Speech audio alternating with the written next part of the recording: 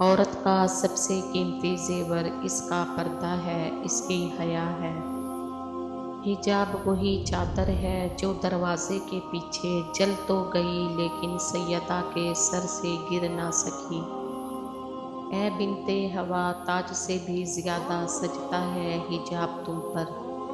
حجاب پہننے والی لڑکیاں تو دراصل اسلام کی شہزادیاں ہیں۔ اپنی حجاب پہ ناز کرو لڑکیوں، کتابیں تو بہت ہیں مگر غلاف صرف قرآن پاک پہ ہوتا ہے۔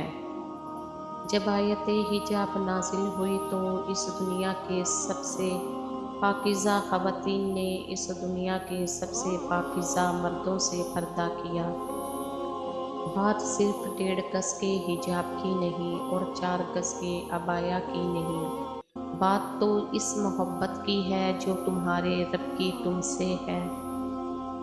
بے پردہ عورت ہزاروں روپے خرچ کر کے بھی اللہ کی خوشنودی حاصل نہیں کر پاتی۔ اس عورت سے زیادہ خوبصورت کوئی چیز نہیں ہو سکتی جو اپنے رب کی خوشنودی کے لیے پردہ کرتی ہے۔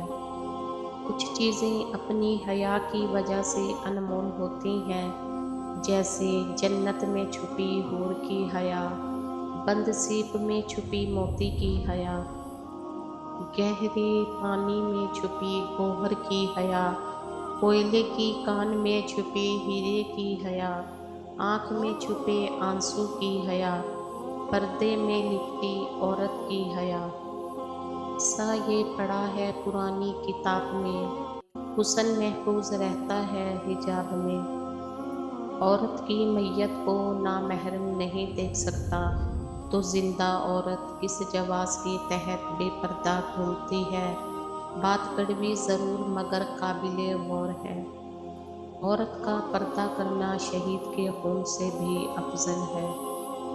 عورت کا خمیر ایسی مٹی سے اٹھا ہے کہ وہ باہر کی فضا میں جتنا مرضی اڑان بھر لے، اس کی روح کو سکون گھر کی چار دیواری میں ہی ملتا ہے۔